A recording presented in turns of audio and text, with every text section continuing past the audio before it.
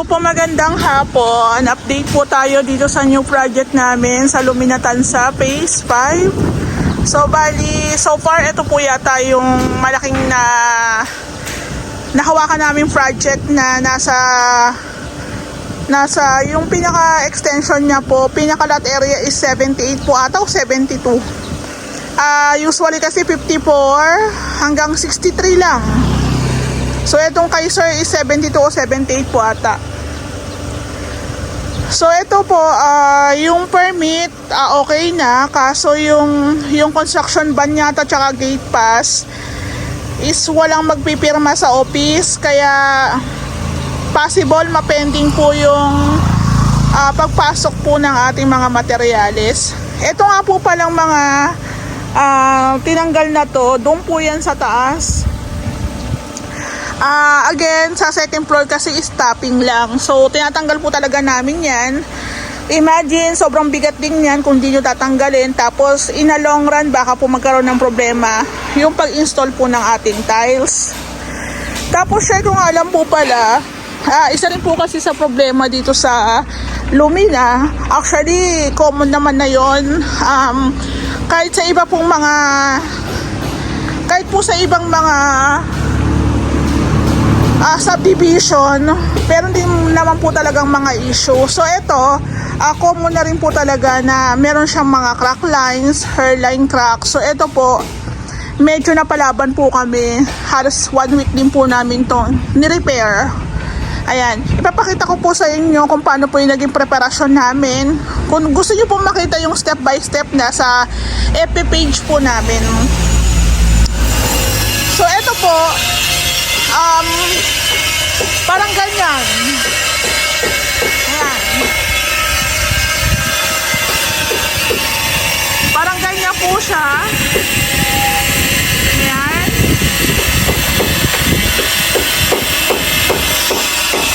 Sobrang daming hairline cracks. Sabi po. Sobrang daming hairline cracks, kaya ang nangyari po dito, hinasa po nila, tapos siniksikan po ng waterproofing. Ayan, tapos nilagyan ng flexiband, tapos pininturahan po ulit. So dito lang po kami naka-encounter ng sobrang daming crack lines. Ayan.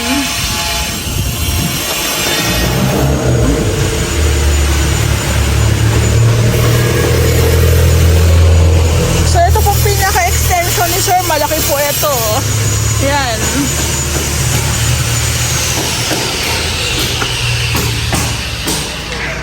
So ito po, nakapagpasok po kami ng materyales gawa ng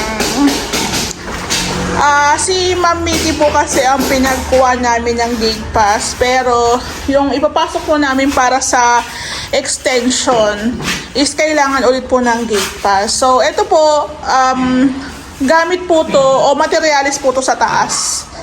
Tapos pero yung tiles po natin, babataas na po yan. Ang wala lang po kami is yung sa may parang dito na lang po sa may front extension, tsaka kung mag-wall tiles sila.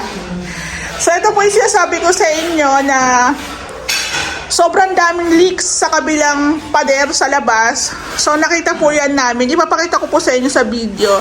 Kaya po nagiging suggest po namin yung pambiling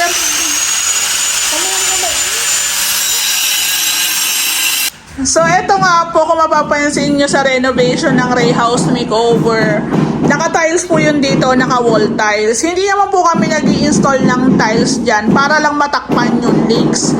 Ang amin lang po, pag ito po kasi pintura nilagay namin dyan, tapos hindi nyo ma-maintenance yung leaks sa exterior wall, possible po yung mga pintura nyo dito sa loob, lolobo.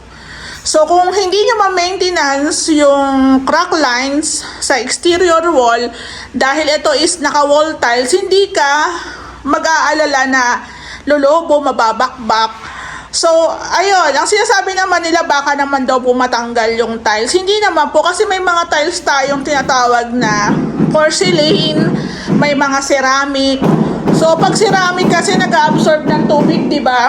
Ayun. So, yun lang naman po yung iniiwasan namin. Hindi po kami nagko-cover dyan para matakpan yung leaks. Again, wala pong garantiya na pag waterproofing kami sa labas o sa exterior wall is wala nang leaks. Tandaan po natin, ang bahay po natin is nakapatong sa lupa. Meron tayong mga lindol, meron tayong mga bagyo. So, yung mga crack lines na yan, kahit tatakpan na po namin yan, pag gumalaw ang bahay, possible, magkaroon po ulit tayo ng mga crack lines. So, doon po papasok ngayon yung tubig. Ito lang po yung parang alternative na naisip namin since, yan nga, takaw sa leaks, pansin nyo naman yung mga marka. Kaya ito po, iniisolan po namin ng tiles. Since halimbawa ang pinakapintura nyo po is white, pero pagdating po sa portion na takaw sa leaks, naka-tiles. So siguro kahit lumabas ang tubig dyan, madali lang punasan. Pero kung ito nakapintura, sigurado, bukod sa pupunas kayo, maglilimas kayo, yung pintura is kailangan nyo na namang pahiran, di ba? So mas magastos. Kasi sa page po, nababash ako. Okay lang naman kasi syempre, ganun talaga, pag nagbablog ka, given talaga na mabash ka. Pero open naman po tayo sa mga criticism, di ba? So, yun lang. Depende sa inyo. Pwede naman po yan pinturahan nyo kung gusto nyo talagang pintura. Pero sa amin kasi, mas suggest namin yung wall tiles. Medyo mahal o medyo mas mataas ng konti. Pero syempre, kung hindi ka na mag-a-apply ng masilya dito tsaka pintura, nakatipid ka na rin naman pa kahit paano, di ba? So, ayan. I-check nyo rin po yung mga unit nyo sa iba-ibang subdivision kung ganito. So, ang naging idea po namin dyan is magpa-install o mag-install ng wall tiles. Ayan. So, pagdating sa size, mas preferred namin yung 30 by 60. Kung gusto nyo naman with accent, yung may mga design, pwede naman. Para, alimbawa, accent wall mo na to eh. 'Di ba? So, yun lang. Parang, minsan, may isip mo na pamahal ako pero katagalan kayo lang din po ang magbe-benefit niyan. So, ito nga po, marami pong nagtitinda dito sa paradahan ng mga tiles. Pili lang po kayo ng mas mababa kasi pare-pares lang naman ang design. Pare-pares lang din naman po siya. So, ito,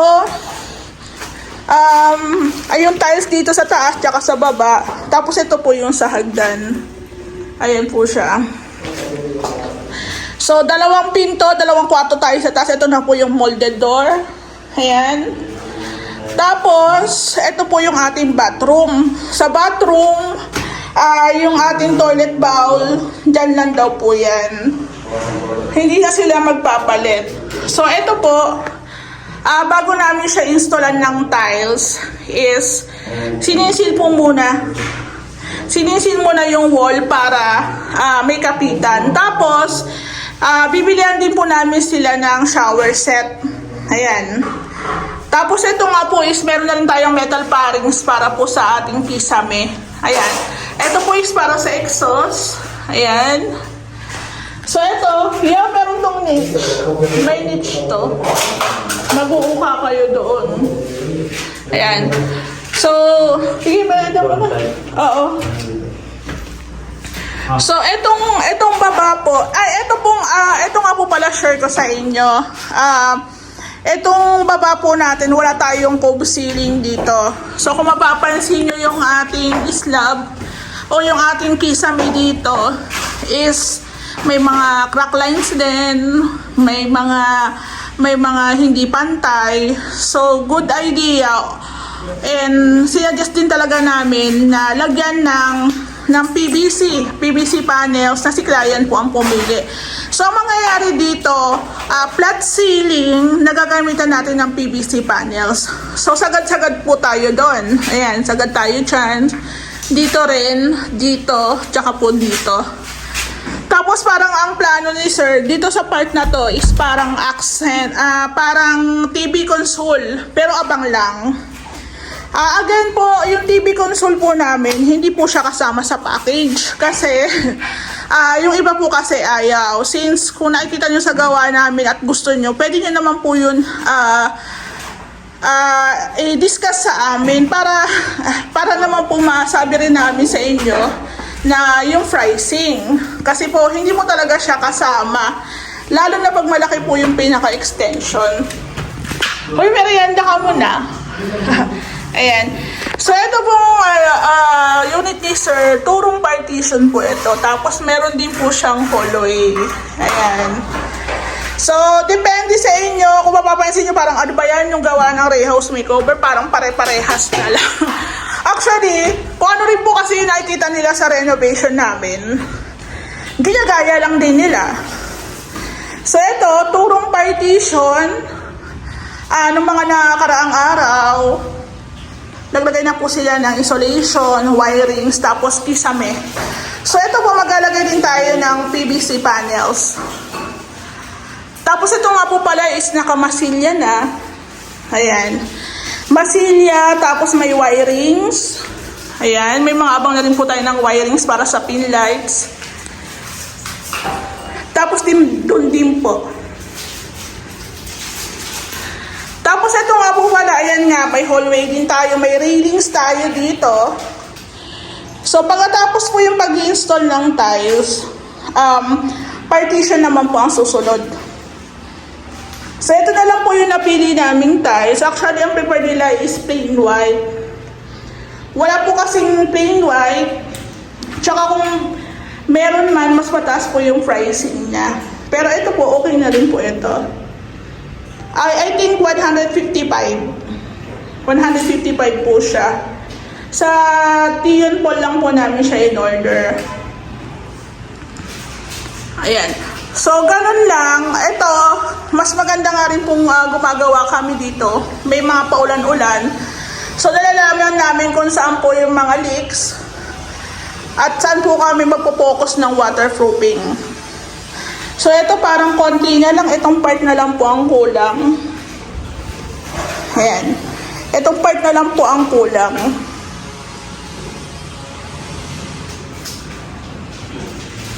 Tapos, siguro isunod po natin yung pagpapartition. Tapos, isunod po natin yung pag-install ng tiles dito sa may hagdanan.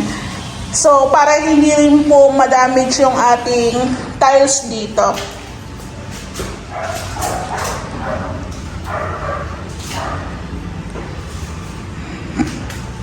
Ayan. So, baka po, actually, okay na yung permit nito. Pwede na kami magpahukay dyan sa extension.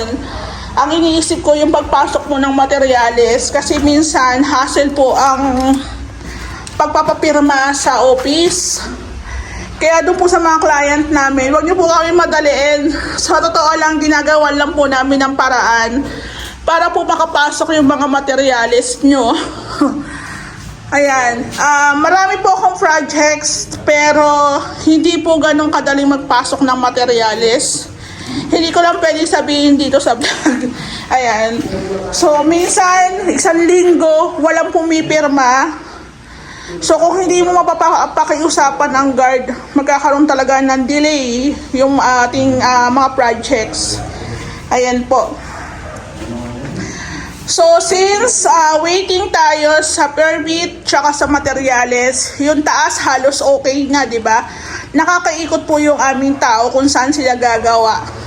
Ang mahirap po kasi ngayon, may mga bagyo. So, kung umuulan, dito tayo sa loob. Pag wala, dito tayo sa labas. Ayan. So, ito pong unit ni Sir is malaki po ito. Ayan po yung pinaka-extension niya dyan. So, doon nga po pala sa mga gusto rin magpagawa, mag-PM lang po kayo sa FB page namin. Ayan. Tapos nga po pala, pag may mga ganito kami mga tinitibag-tibag, pinapahakot po namin yan sa hardware. So, ayan po is may bayad. So, baka po bukas, makapag-start na rin po kami dito sa pinaka-extension, pahukay po muna. Ayan. So, sakop na naman si sir ng metro o poste ng Meralco. So, dito nga po pala i-add ko. Bali, naglagay po si Ray ng ilaw dito. Ayan, 1, 2, 3, 4, 5, 6. So, ito, para po, dito po sa block ni sir, siya lang merong ilaw dito. So, maglalagay na lang po kami ng downlight fan.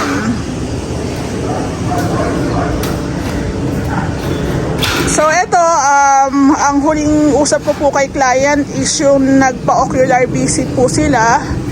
Tapos, ang transaction namin is through bank transfer na lang po. Tsaka, ayun, may group chat po kami tatlo nila, Ray. So, doon lang po kami nag-uusap-usap nila, sir. Actually, dito po talaga sa phase 5, malaki po talaga ang extension. Kaya, pagdating po sa labor, medyo mataas tayo ng konti. Pati rin po sa materyales, magiging mataas din po kasi nga po mas malaki po yung pinaka-extension. Sabi ko nga, extension po ang pinaka-mahal o magastos pagdating po sa renovation.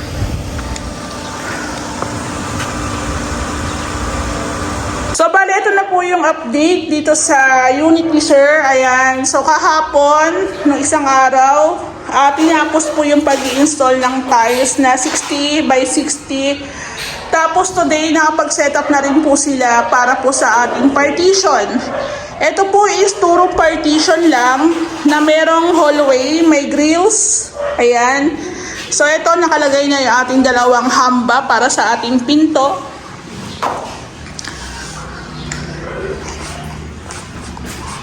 So according sa may-ari, two-room partition lang. Tapos, ayun nga. Gusto rin nila itong pa-hallway natin dito. So, okay na rin. Meron na tayong railings. Ayan. So, meron na rin po tayong mga wirings na nakaabang dyan. Para sa switch. Ayan. Para sa outlet, meron na rin. Ayan. So, okay na. Dito sa baba, okay na ako dito. Dito po sa baba, pinasilsil na po namin yun dito kasi ito po is ita-tiles din po yan. Tapos ito pong bathroom, yung tiles kahapon, tiyatanggal na rin po paunti-unti. Tapos ito pong ilalim ng hagdan, ita-tiles po natin to.